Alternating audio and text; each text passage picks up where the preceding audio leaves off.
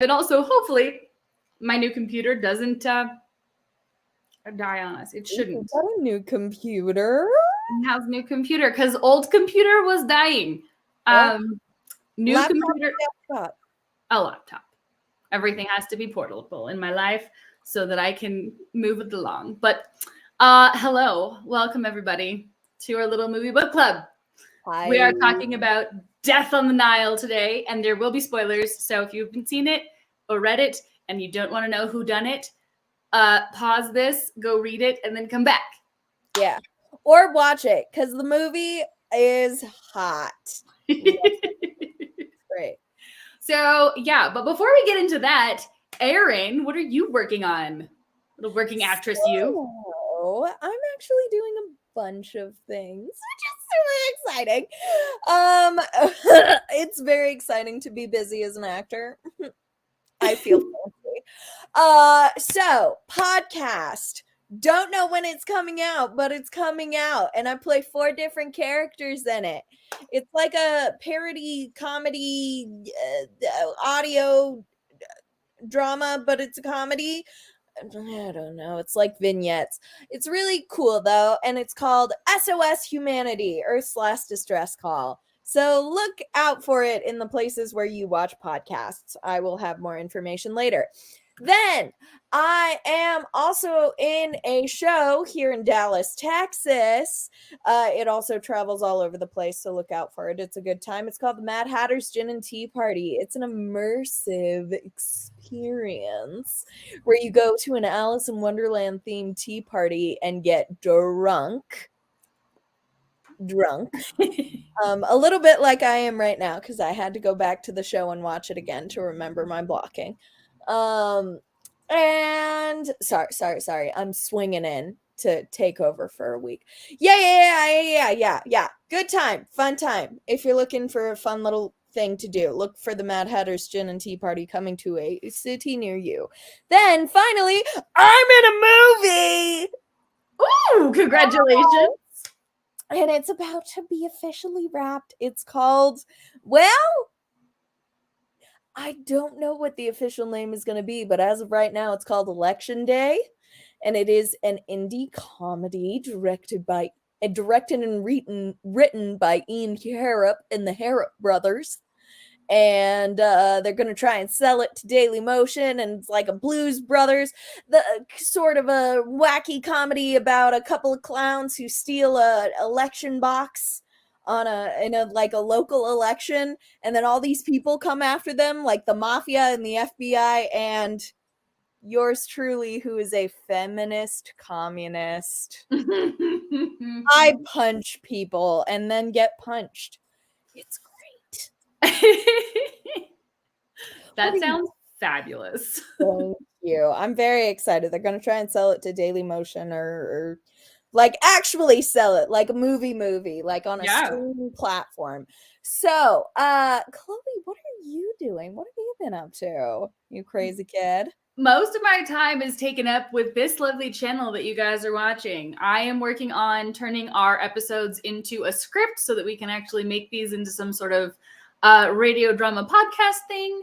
So not these specific episodes. Oh, no, that's the same.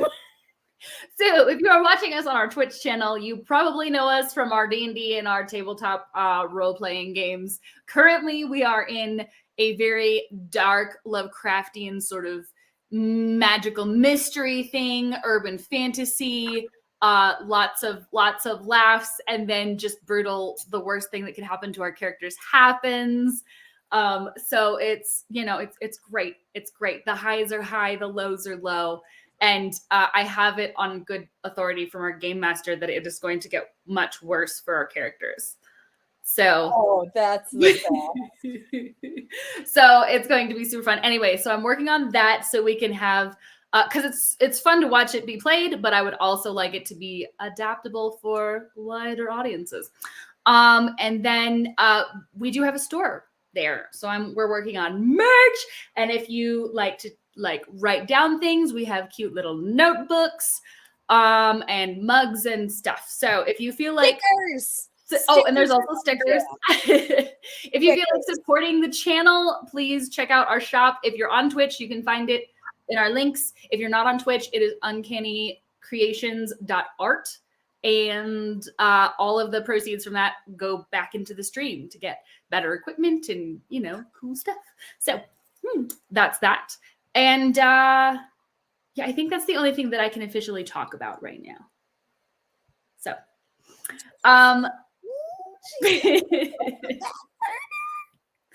without further ado, we're going to hop into our discussion of the movie, the movie and the book. So Agatha Christie wrote this book way back when.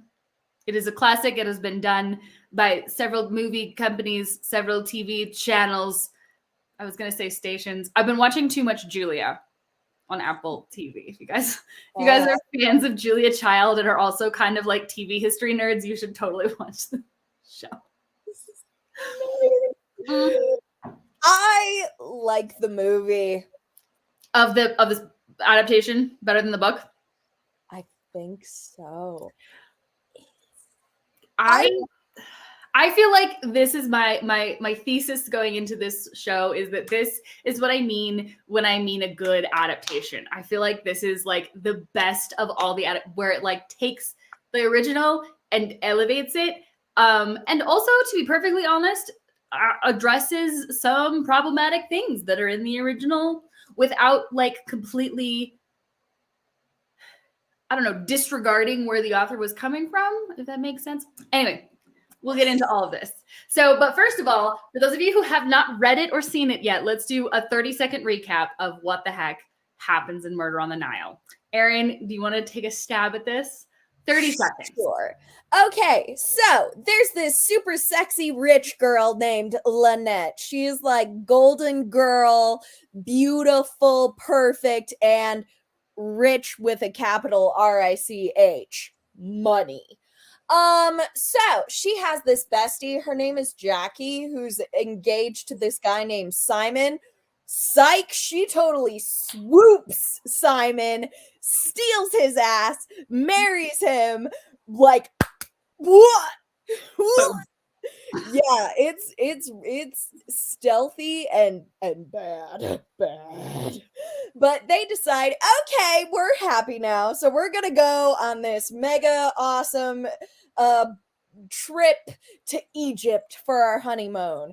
And then magically, all of these people show up who know them.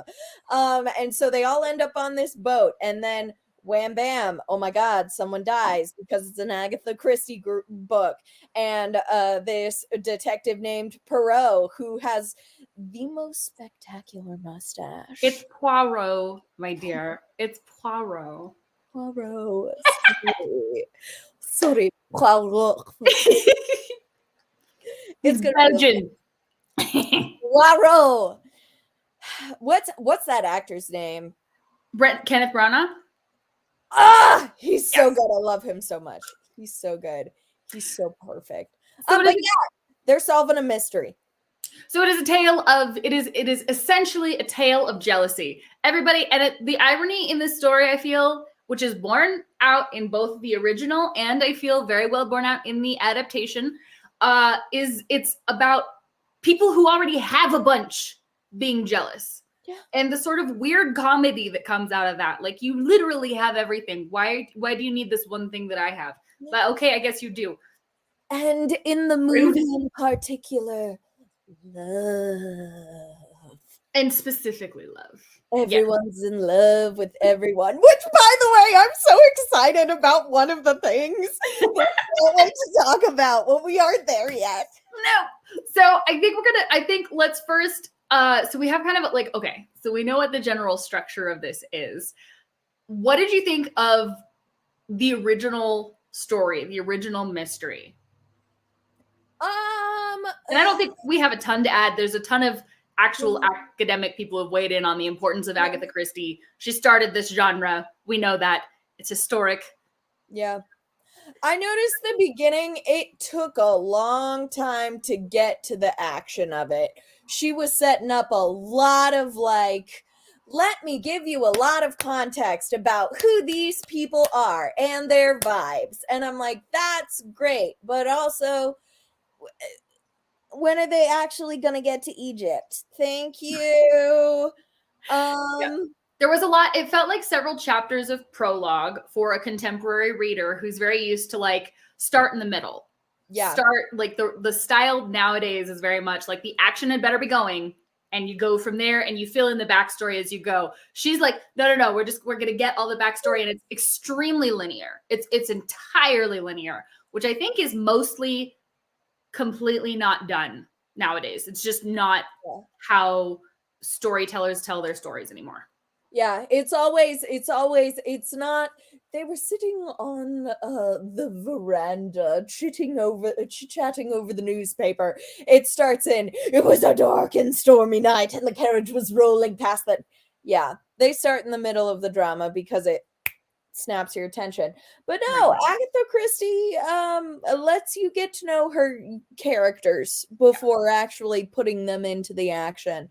Versus the movie, which I think did a very good job of, revealing character throughout the action. It was a good time. Oh my god, the movie was so beautiful. I know. It was just pretty.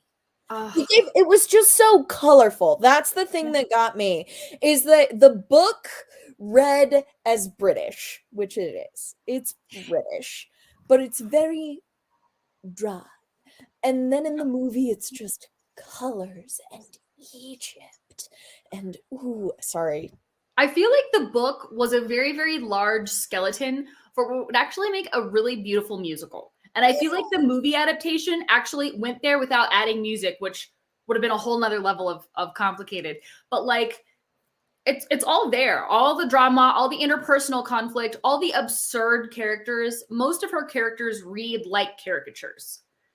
And it plays that way very, very well in the movie. But like the caricature ishness of these characters is hammered over and over and over and over again. And really, the only point of view character we have who's not entirely a caricature is Poirot. And he really is a caricature of. He still is kind of a caricature. Although at this point, I'm wondering if I'm like meta reading that back into it because he's the quintessential like detective guy. Like he's Monk before Monk was a thing. But the thing that gets me is that, because I listen to the audiobooks because I drive everywhere. So I always listen to the audiobooks when I'm doing this. And he has, just in every version that I tried to find of this, because I try to find multiple versions, the most ridiculous French accent, and it's so perfect. It's Belgian. Belgian French is from every French speaking person I've ever heard. Belgian French is different. It's like Canadian French. You tell a person from Paris this is French, and they'll be like, "No, it's not." It's that for French. That's why. It's just everything sounds like this. Yes, it does. Yeah. It's hard to take it seriously as an English speaker who's grown up with lots of bad theater. It's just hard to take it seriously because that is one of two accents that every theater kid goes to when they're like, be a foreign person. Okay, I'm French. I am French. It's French. Kenneth Branagh did an okay job of doing the accent. He was mostly consistent with it. He's beautiful. He's trained, on stage, and he's Shakespearean trained. He's one of my favorite Shakespearean actors, and he's just so good at the comedy and the drama simultaneously. Like, here's the thing that they added in. Well, I'm not sure if they added it because I don't know the other books on of the story if they have this backstory for Poirot, but in the very beginning of the movie is the detective in the war, and then a bomb gets blown up, and of course half his face gets blown off. But the love of his life comes to visit him and is like, but I love you. You don't understand love if you think I'm not gonna love you because your face is blown off. And he's like, could you love this? And then she's like, Ew. you'll grow a mustache. It's fine. And so he grows this fabulous mustache, which I was trying to think about the logistics because it's like a regular mustache, but then there's like a second mustache flip here. And I was trying to think about the logistics of how There's like hair all the way to here. He just it goes all the way out to here. It's intense. Like, this mustache, he took a beard and he shaved everything. It is my favorite of all the Poirot mustaches. There have been several. This one is my favorite. It's a beautifully crafted mustache. And it's a little bit unusual. Like when you say mustache, you think one thing, and they managed to like kind of elevate it. That it didn't read Colonel Sanders, which was great and very important. And it was just kind of, I don't know. It was like elegant, but also a little bit floofy, which was yes! character. Yes, I would have said I was gonna put the word quirky, but I love that both of it. I was about to say elegant but quirky, and you said elegant but floofy. Perfect. Yep.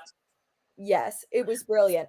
But he had these lovely, beautiful moments of like him being quirky and weird, which I absolutely loved. Him and his little desserts. He had like little tiny desserts that he was very OCD about. Yep. That was like, no, I can't have this one. I'm going to have it. And then he would just be like, break into like talking about the love of his life and the tears welling up in his eyes. And I'm like, he's so wholesome in a world where we've gotten into like everybody has fallen very much in love with the Sherlock Holmes stereotype where you have like a genius who's very damaged, an asshole, and kind of an asshole. Yeah. To everybody around him, and we excuse it because he's a genius. Mm-hmm. But Poirot is a genius and also has some damage, but is just a good person. And that's fundamentally why he does it. And that is like a through line through the books that they were able to preserve and that they didn't go cynical with, which I think they could have. I think a modern reading of Poirot could give him an edge, especially if you're wanting to take into context like what's going on with the history and if you're adding his backstory in there. But they didn't, which is great. Been hardened by the war, and instead he was just like cute little floofy mustache. He was truly wise by the war instead of made hard by the war. Let's turn your trauma into a mustache. Oh, that's everybody. There you go. If you're not sure what to do and you can't afford therapy, mustache. Oh my God. I love that. If I could grow facial hair, that would be a solution to my depression. I felt like it was very interesting in the book. They were bringing up a bunch of interesting contemporary social issues. And the social issues kind of still ring today. So like there was the communist character who was very much like power to the people, and the vocabulary that he was using very much resonates with a lot of people who are kind of pushing like democratic social policies these days. And then you had a lot of commentary on like the natives, as Agatha Christie terms them, and what their place is, and a lot of very, very classist and, to be perfectly honest, racist comments about like what the hierarchies should be. It was kind of interesting to me that usually those things were in the context of making someone kind of be ridiculous. Usually. Although there was definitely some racism that was not at all checked, and it was just entirely a product of the time. Yeah, well, here's the crazy thing is that today if a book was written in this time period today, those sort of prejudices and like ridiculous statements make a character ridiculous, right? But back in that time period, those were just someone's opinions. True. It's different, and it's one of those things that we have learned, and it's one of the things that I liked how they adapted it. Because I will hold this up to a different adaptation, which is not a book, but it's like an adaptation of a musical. I don't know if anybody saw the adaptation of Grease that was on TV a while ago. They like half sanitized it and then completely untouched a bunch of other problematic stuff. And it was weird. Yeah. The fun fact about Grease, don't take your children to see it because it's not a kid's show. It's not a family show. So you can either, I think when you're adapting something like that from a time period where there's actually really problematic attitudes, you can either present it as is, as a relic of the time and talk about it, or you can update it and just update the whole thing. And I feel like this movie actually updated it really well while keeping a lot of the core themes in line with everything that was happening. I absolutely loved what they did with upgrading the characters, and I thought that it made this story so relevant for a completely new generation of people who could, get into mysteries. Can we talk about my favorite update? Well, all of the couples in the movie. Okay, so number one, the movie, the cast, stunning. Star-studded. Every single actor in that freaking movie is amazing. Oh, yeah. There's not a subpar actor on that entire cast. No. Stunning. So good. But they had a biracial couple in the 1920s era. And guess what? Being biracial was not the problem. No, that it wasn't. Not the concern. Then, oh my God, they had Dawn and French, iconic British comedy duo. And what did they do? They made them gay. I was so happy. I was so excited. It worked. It worked really well. And it gave these characters some contemporary dynamism without making any of the social issues the focal point. It didn't change it all of a sudden into being a social justice story. It just actually let these characters live their lives and have normal problems. Kind of like what we were talking about last time when I was talking about Bridgerton being like, this is like an aspirational vision of England where racism wasn't a thing. Yeah. And racism was not completely absent from this one, but it was definitely not the main issue. And it was not the main issue with the biracial couple at all. It was literally, they were like, you have no money, sir. Yeah. And the African-American girl had money, and her mom was like, no, you're not gonna. You're Mr. White Man, you're not good enough for my girl, which was just a great dynamic. That was a fabulous dynamic to have two Black women protecting each other from a white man who was not a bad white man. He was just he just could have been misled, and he was kind of frivolous. Yeah. Can I say one of my favorite things about modern television, as much as it is about drawing attention to current issues and putting them on display and making sure that everyone is able to see themselves within this massive amount of television that is exploding, the certain pockets of TV like Bridgerton or Schitt's Creek that are there for entertainment, that are legit how about we just make a world where this shit isn't a problem? Can we give them a ridiculous problem, like there are cows everywhere? Or can we give them something other than a really actual shitty problem?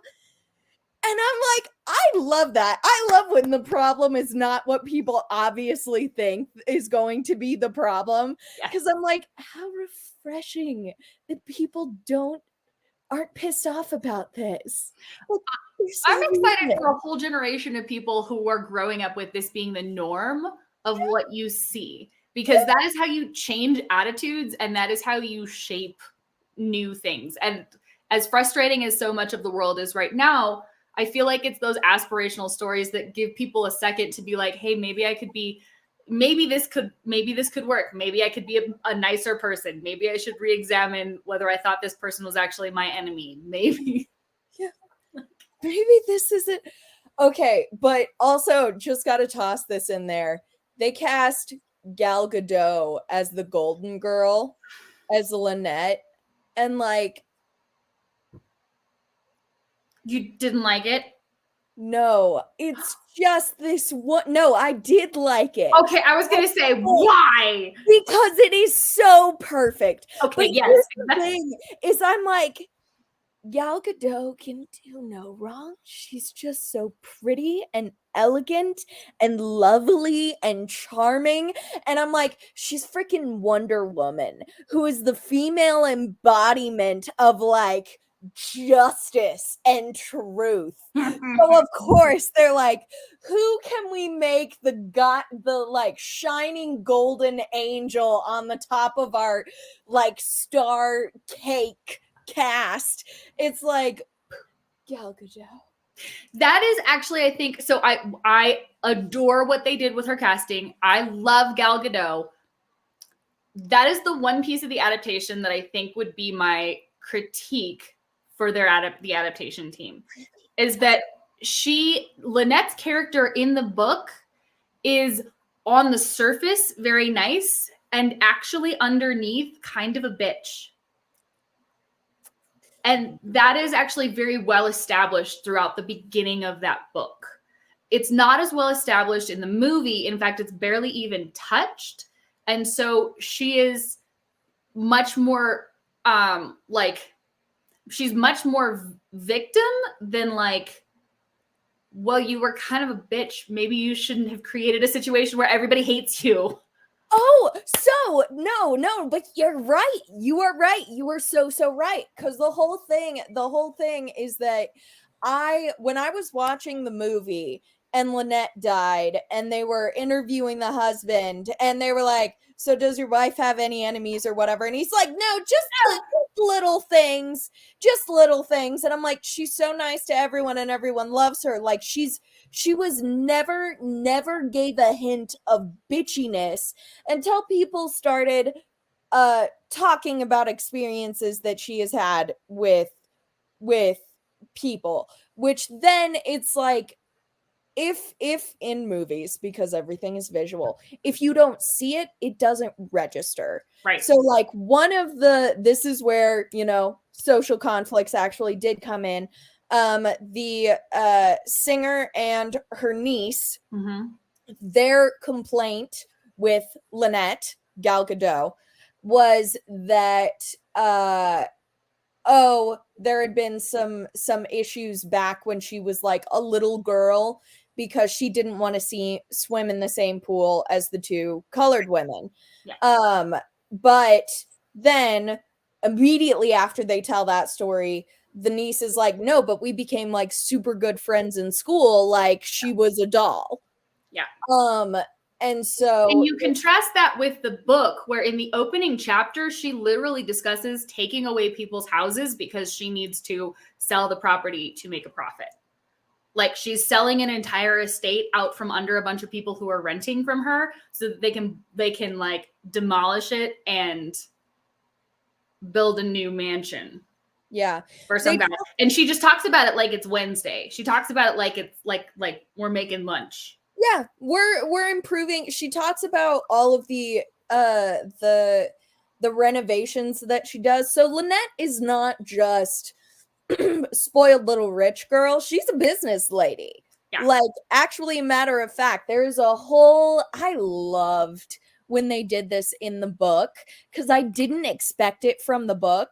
But Lynette is sitting there with Simon on their honeymoon, and a lawyer comes over and starts trying to get her to like sign a contract. And she is reading through the contract, and her husband's like, honey, what are you doing? Sign it. Yeah. Just sign it and go so we can go on our way. She's like, no, I read everything. And he's like, I've never read a contract in my entire life. Like it's a brag or something like that. And I'm like, this bitch is actually smart. Good for you, Agatha Christie. That she could have just been a spoiled little rich bitch. And she wasn't. No, she's very, very savvy, which I think lends a little bit more like credibility and tragedy to the fact that she could have been such a force for good in all these people's lives. And instead, she's busy taking stuff that other people have because she wants it. because she's always been smarter than everybody else. She's always been prettier than everybody else. And she just takes it. And I feel like even though it's a murder and it's like this terrible thing, there's this divine justice. And well, karma's going to get you eventually. Karma's a big it's like watching a horror movie where, like, obviously you kind of don't want the bad guy to win, but also if it's just a bunch of teenagers who are shitty to each other, you're like, please kill them. Please kill all of them. Just like, I'm here to see justice be served on their heads. Just please. Yeah. No, but you definitely don't get that vibe with Gal Gadot. Not as much. It's hinted a little bit, but it's all in it. Like you said, if you don't see it in the movie, if you don't see it, it's not going to be. See, this is where I think it could be adapted into a great musical. You get a good like song with her at the beginning, or I don't know, maybe just one song with her just talking shit on everyone.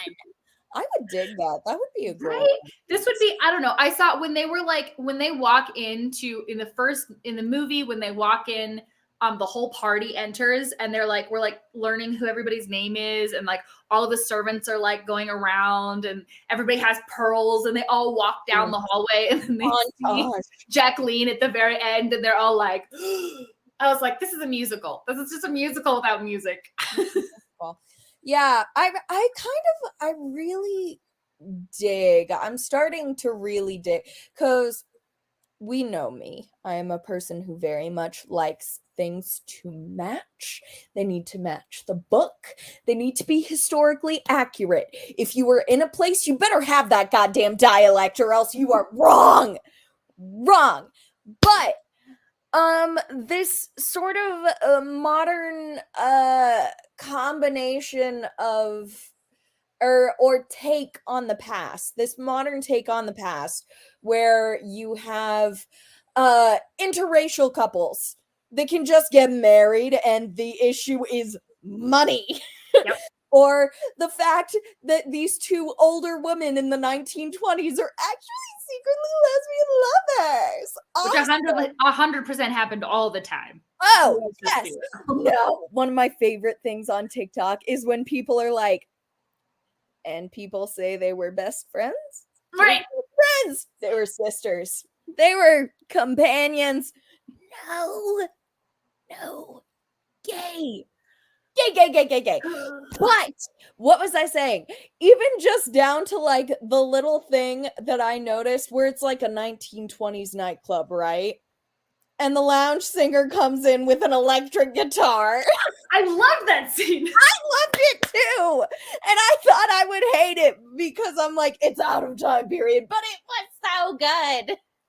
See, okay, so this is why so Roger Ebert was like, this adaptation, it happened, but why? And it was kind of lifeless, and I didn't like it. I think he might be just getting old. I think he might just be in love with the stuff that he saw earlier, which is fine. People get attached to stuff. That's perfectly fine. But I think that stories like this are important for carrying genres forward and for making them better. For building on problematic bricks that were there, getting rid of that stuff, and then letting things go forward. Because people of all different kinds of people have loved cozy mysteries for 50 years, 75 years, 100 years. We love a drugstore paperback. We love that thrift store tattered like The Cat Who Read Shakespeare. That is well, and it says that we're paying attention to what we're reading. We're paying attention to what we're reading and what we're saying, and we realize that these things actually still matter, and we want them to be better. And that aspirational thing of making it better, I think, is why adaptations like this are important, because it says to people, you can make things better, you can make progress, and we can tell new stories that are just as good without all of the awful stuff. Yeah. It's okay. So the wonderful awful thing about times changing is that things change, yes. And it's one of those things where it's like you don't want to erase the past because completely ignoring the fact that there was racism in the 1920s. Not cool. Not cool. But they don't do that. Well, and also that's not the point of this story. And it's not the point. That is so okay, so wait, before you finish, I want there's another adaptation that hits exactly on this. It was a terrible adaptation. Yes. Wrinkle in Time did not work. It just did not work. And the reason that it did not work is because it is not a civil rights racism story. It's just not. It is a coming of age story written by a very white lady who was actually like overtly Christian and had like lots of that thematic stuff in there. So if you want to tell that story, you need to tell that story. If you want to tell a story about racial identity and figuring out who you are in those terms, you need to pick a different story. And if you shift the theme of your story so much that you break the spine of your plot and you break the motivation of your characters, you no longer have anything that's worth saying. Whereas you could tell a really good story about an African-American girl coming of age, and you could put her in this fantastical sci-fi realm, and you could give her 3 fairy godmothers or muses or witches or whatever. Like, you could do that, but don't do it with existing stuff that is not about that. Because you have a better story to tell, to be perfectly honest. Like, I was interested in whatever the heck Ava DuVernay had going on. It just wasn't A Wrinkle in Time. And it cost her relationship with Disney. Yeah, but this one, it didn't make it about civil rights. It did not make it about gay rights. It didn't make it about socialism versus capitalism. It just made it a mystery where there are real people with actual opinions. Yeah. Oh, it was. Sorry, I've needed to say that out loud for like a long time because I'm like, I like this. I wanted this movie to work so bad. I really wanted that movie to work, and it just didn't. Because it broke the source material. It just didn't. It wanted to use the source material, sort of, but just mostly didn't. And that is a problem. Yeah. Have you seen the original Wrinkle in Time movie? I think I saw it when I was a kid. I don't remember being impressed with it. I remember thinking it was weird. It was weird. It was weird and it was creepy. And that was the whole thing about Wrinkle in Time that I got, is I'm like, this is weird and this is creepy. And I am young enough that I do not have the analytical skills to figure out what they are actually talking about. I was like, I know this means something, but really it's just a guy with scary red eyes. And I don't like it. It's her commentary on like God and religion. Yeah. Like, no, it definitely has a lot to do with good and evil and the fight against darkness. This is something that I've realized a lot. We're going all over the place today. We are not just we're talking about good and bad adaptations. And this is all relevant. Yes, it's all relevant. This is the thing that I've noticed with just because I went to a Catholic school. Mm-hmm. Mm-hmm. Christian symbolism in general. What people don't realize a lot, like, this is one of the funniest things to me.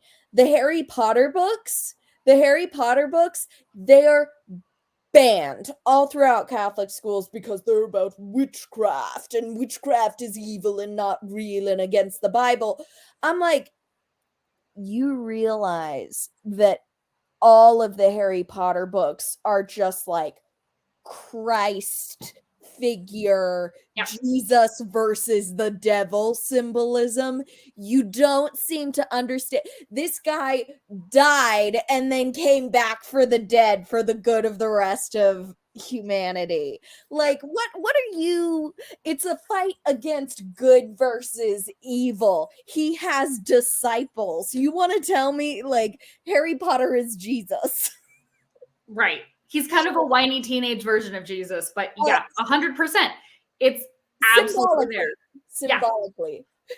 No, I totally get what you're saying with like being afraid of subject matter, and not realizing, well, here's the thing, not engaging with it. That's the problem. If you don't engage with something, you can't actually voice a nuanced critique of it at all. You just sound like a crazy person because you just read a blog post that your aunt shared on Facebook.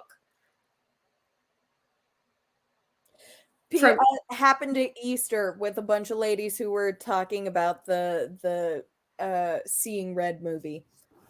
Oh no, yeah, that whole thing. We'll talk about that. I was gonna say we could do a whole episode on the implications of censorship, but which PS, if you are watching this and there are issues with censorship in your area and you are not able to access like the books and whatnot that you wanted to access, I have to look it up. But there is, I believe it's the Boston Library, just made it like their library cards universally accessible to all teenagers in the entire country. Brooklyn Library. Brooklyn. There we go. Yep. So if you need access to a book and your school's like, nah, you can go get it from the Brooklyn Library. You go, Brooklyn. Yeah, because more knowledge is never the problem. Like you should be able to have access to read. You should be able to have access to this stuff. This is actually kind of just a fundamental American thing. Yeah. Well, hello. Oh, 9,000 miles from Brooklyn? Yes, you can live 9,000 miles from Brooklyn, but they have an entire large digital library. So their library, you can download the stuff on your phone, on your tablet. You can read all their ebooks. You can see all their audiobooks. They may have videos. I know a lot of libraries do videos and music as a digital collection. So digital collections are huge. No, anyway, that's a little bit of a tangent, but I hope that helps. C6061, C66I, C661. Thanks for watching, by the way. Yeah. No, there are actually a bunch of really, really awesome. Just book your flights. You know what? Go on a pilgrimage to that library. It might change your life. You never know. Those librarians are probably dealing with a lot right now. Do it. If you are looking for like excellent resources, Libby is what I use. So I have like 3 different library cards based on the places that I have lived in my life, and I still hold on to all of them because they all have different resources. So I have one for Texas, I have one for Oklahoma, and I have one for New York. So I use this app called Libby. I have them all hooked up, and I can access their audiobook, online book, like their entire database to all 3 of them on one app. That is how I find my audiobooks, primarily. Overdrive is another great one. Canopy, Canopy with a K is apparently really good for movies, and you can use your library cord with that. I'm not experienced with that one, but my mom likes it. So since we have slightly digressed into additional titles, I think the consensus is we both loved this book. We both loved this movie. I think this is the first time since like Queen's Gambit that we've been like the movie better. I like the movie better. I do. I did too. The original was fun, but the movie was good. But I kind of want to get a chance, and we'll start doing this a little bit more at this point in the program, which is talking about what else we're reading and giving you guys suggestions for fun stuff to watch and read and fill your literary lives with. Why are you making that face, Erin? Because I'm thinking about what I'm reading and watching right now, and I'm a little bit disappointed in myself now that we're giving reviews. Okay, you know what? There are weekends when the only thing you want to do is watch trash TV on Netflix and see like teenagers yell at each other over who broke up with who. Like that is completely valid. I will still tell you what I have been watching and reading as of late. Don't expect it to be exciting. Well, okay. I'll start because I'm super excited about what I was reading and watching. And the first thing I want to suggest to everybody is the thing about Pam. Because it's been around. It's on Peacock and I guess NBC. And it has Renee Zellweger in it. And it is based off of a Dateline series of podcasts about a lady who kills her cancer-ridden neighbor and frames the husband for the murder. And then it comes at like and then like breadcrumbs the cops to him, and the cops are just like, absolutely, Thank you, Pam, for being so helpful and handing us. It's so wacky. I was watching it and I was like, I thought that it was just like a satire of crime dramas. I was like, there's no way this is real, because it got to the trial and I was just like, no, there's no way that, no, I don't believe any of this. This is ridiculous. It's totally jumped the shark. And then I looked it up and it's a real thing. The whole thing is real. She's going back to trial for another murder this year. Another one? Okay, so I've realized a lot of the stuff they're doing. So for a while there, I was deep into My Favorite Murder. Like, that true crime podcast got me through it all. So I heard about this on My Favorite Murder. It's some exquisite, next level, terrible serial killer business, because she's bad at it. She's really bad at it. But the cops are worse. It's a comedy of errors, and it is truly. And then on Peacock you can also watch like all the interviews with the district attorney that declined to prosecute her twice, and you can watch like interviews with her. Well, there's some limited footage with her. She's in prison right now, so I don't think she can actually authorize anything, but slight spoiler. But question: do you have Peacock? Do I? Yes. I don't have Peacock. Do you have HBO? Yes. Damn it! I was gonna trade you HBO for Peacock. Okay, we're not. Sorry. No, that's fine. That's fine. It's just, yeah. If you don't have Peacock, get the like 1 week free trial. This series goes by super fast. It's incredible. It's just breathtakingly crazy. I want to see. Sorry, we're on a tangent. Sorry, that's the way tonight is. We talked about the book enough. It's really good. Go see it. I want to see Carol and the Tiger King one, because yes, the movie of that. John Cameron Mitchell is in it. That one. I love John Cameron Mitchell. Is it out yet? It is. I believe it is. Or at least the first few episodes are. John Cameron Mitchell is a fantastic Broadway icon, because he was the original Hedwig in Hedwig and the Angry Inch. Creator and originator.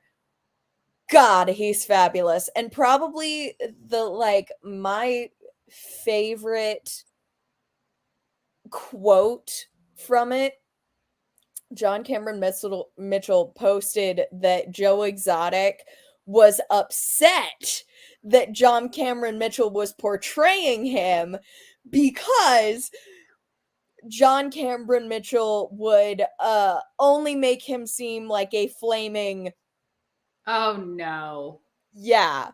Which is okay, well, then I'm very happy that is how he's being portrayed. Good job. Good job, John Cameron Mitchell. Oh my God, I can't wait to see it. He's such a good actor. Brilliant actor. Also has a really cool podcast called Anthem Pod, which is excellent. It's like a musical podcast. There are a bunch of amazing actors on it. Cynthia Erivo, Patti LuPone, Glenn Close. Nice. Like, killer. And it's about, I believe, a guy with HIV. And pretty much like his hallucinations of his family and his life. With really cool music. But it's like funny. Okay. I'll take a light take on HIV. Light take on HIV. I think he's dying of AIDS. He's dying of something. He's dying. Well, I'll check out the podcast. That sounds fabulous. Yeah. There's my good rec, because otherwise I've been watching Criminal Minds and Bridgerton, but not the second season, the first season, because I never started. First season is also lovely. In my opinion, once you get done, you have to tell me first season or second season, because I think second season was better. Then I'm not expecting it. Second season. Which honestly, I understand, because I'm at the point now where it's like, y'all are really just making problems for yourselves. Why don't you just go be happy and get over yourselves? You're both being stupid. Wait till the second one. Anyway, okay, so my other recommendation for everybody, this is for all of you horror fans out there. And for the record, this whole show is going to be taking a very dark turn for the next like 4 or 5 months. So just be ready. But Children of the Dark by Jonathan Jantz. I discovered, I'm going to read everything that Jonathan Jantz has written now, because these are some of the creepiest monster stories I've read since Stephen King's It. Like, no way. It has a very, it's set today, but it has a very like Stephen, like It Part 1 sort of feel with the kids. Very kind of like Stranger Things, but darker sort of vibe. And the monsters are terrifying. And he does this thing where it's like there's a bad monster, and then there's a worse monster, and then there's a worse monster, and you're just like, how? They Pokemon evolve? Well, no. So it bounces back and forth between whether the monster is the bad thing or whether the adults around these children are the worst monster. So it's like it's got some intense themes. Really?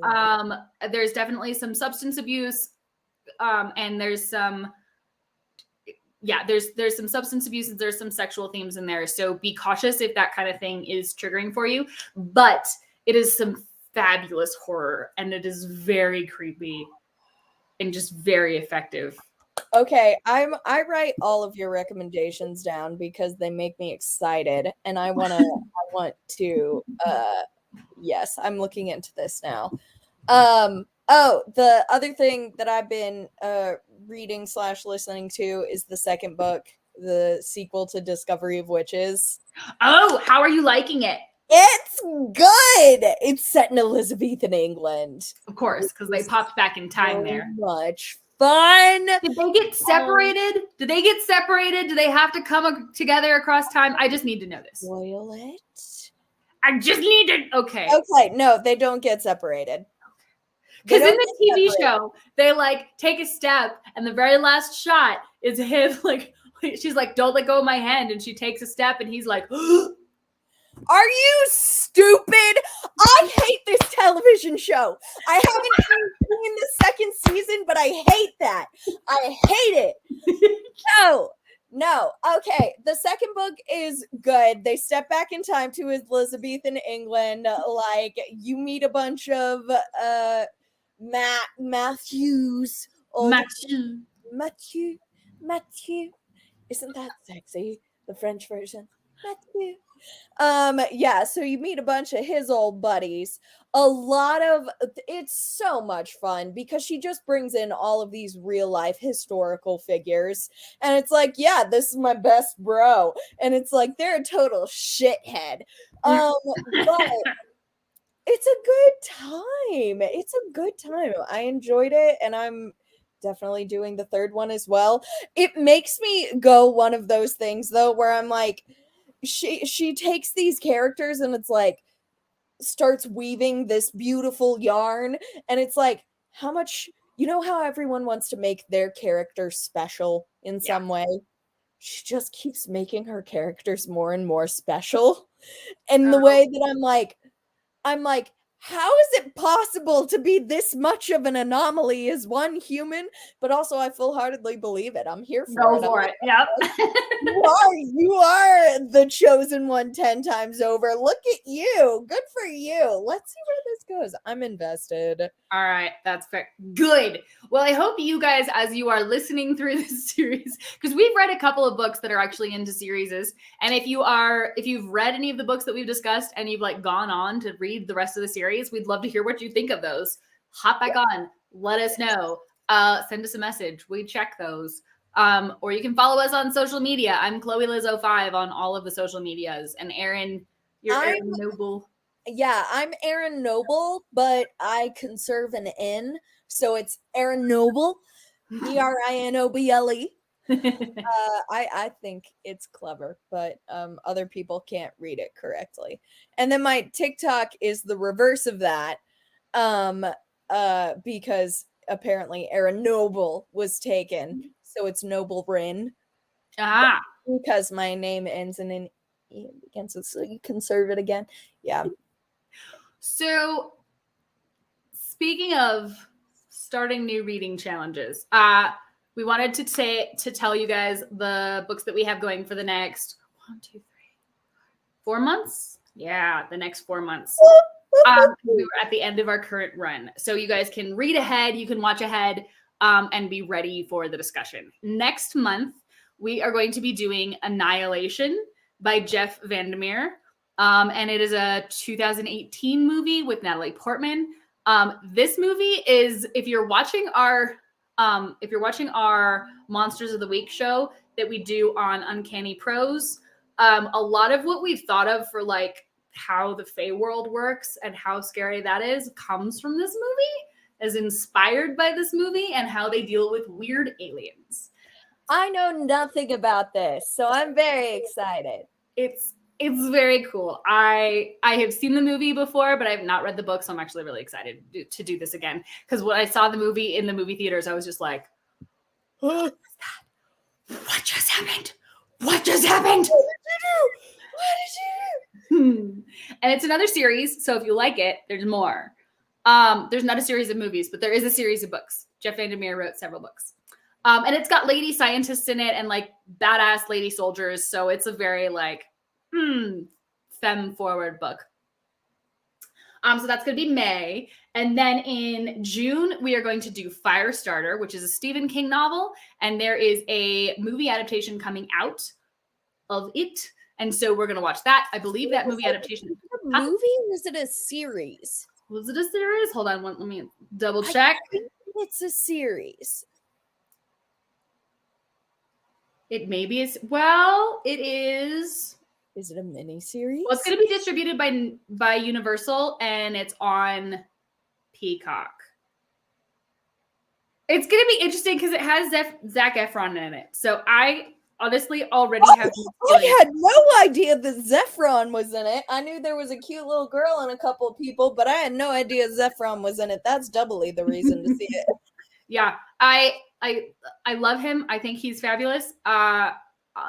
I'm going to be interested to see him in a Stephen King movie. Yeah, that'll be a twist. Yeah. So that's going to be June. And then July is going to be The Shining Girls by Lauren Bukes. That is sort of a, it's going to be, it looks really good. It's got Kate Moss, or not Kate Moss. Oh my gosh. What's her name from? I swear one of these days, guys, we'll be able to just spit everybody's name. Actually, that's a lie. I've been into movies and books my entire life, and people are like, oh, the movie with so-and-so in it. And I'm like, I don't know who that is. But then I see a picture and I'm like, oh yeah, I totally know who that is. Yeah. I completely understand. I'm an actor. I'm supposed to know all this shit. I don't know any of this shit. I don't know movies. I don't know any of it. I know that thing with the thing. Ugh, no. It's a time traveling movie. It starts in Depression era Chicago, or time traveling story starts in Depression era Chicago. There's like a guy who's time traveling and tracking these girls who he thinks is really, who he thinks are important and might give him a lot of power. And the TV show has Elizabeth Moss in it. Not Elizabeth Moss. Okay, do you want to know something super funny? What?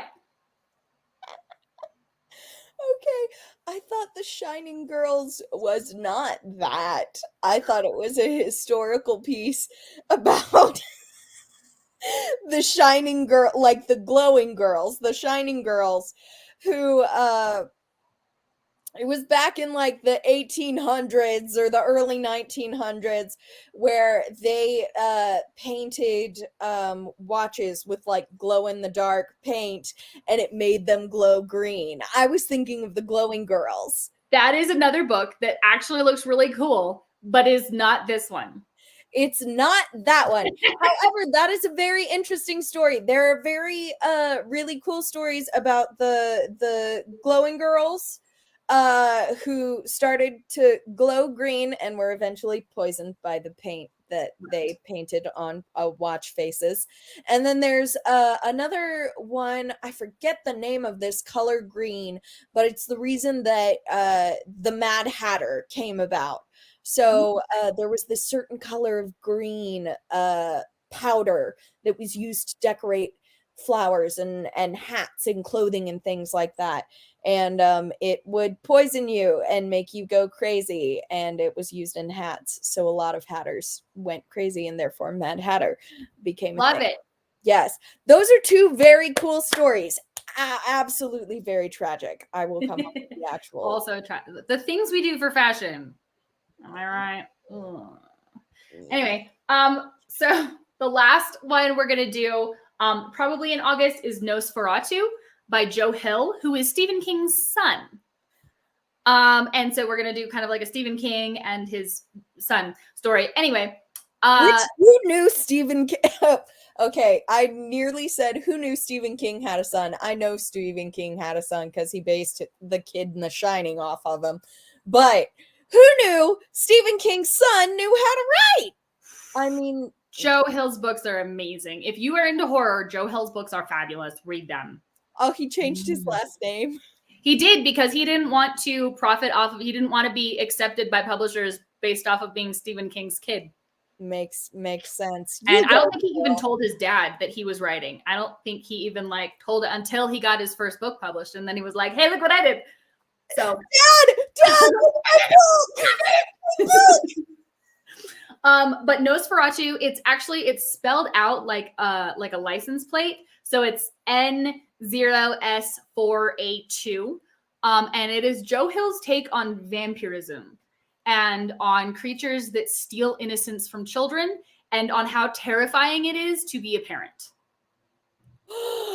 That's gonna be absolutely mind-blowing, and not in the fun way, but also very funny. So we may switch, because a couple of these are shows and movies that are like in the process of coming out. We may switch around a couple of these, because Nosferatu is actually it's all out. The show is all out and the book is. So Firestarter should be good for June, but we might need to wait on Shining Girls. Those two, I'll double check the dates on those. But anyway, those are the next ones we're reading. I hope you guys like these picks. As always, if you have suggestions for what you would like to hear us discuss for adaptations, we are happy to do it. I know they're doing a lot of really interesting TV adaptations off of podcasts. So if that's your thing, let us know. And yeah, we are here the last Thursday of every month, streaming right here. You can like us on whatever platform you're on, follow us on whatever platform you're on. I recommend YouTube if you want to watch all the archives, or Twitch if you want to interact with us live. Yeah.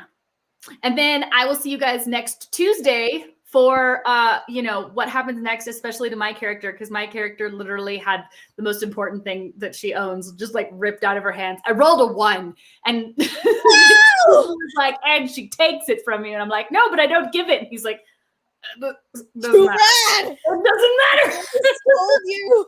I'm like, I don't consent. He's like, the dice said you got a 1, so. Okay, so I've been working nonstop. So I have missed the last couple of weeks, but obviously I've got to go back and watch last week's because. Okay, yes. Anyway, I'll have alerts on my devices to tell me that you are streaming. So we're fast approaching potentially capturing one of our evil necromantic, like, chaos pseudo-Nazi wizards. Nice. Wizard supremacists. I don't know about catching. I don't know, catching maybe. We're trying. I think you're on a hot pursuit. We are in hot pursuit of someone who could literally murder us with a thought. So yeah, that seems like a very unfair advantage. I mean, 5. Well, we need our freaking dragon back. That's what we need. Freaking dragon back. Anyway, well, looks like you need to go get it. so tune in on Tuesdays. We're there every Tuesday. And we will see you guys in a month on the last Thursday of May to discuss Annihilation. We'll talk to you soon. Have a great night. And toodle.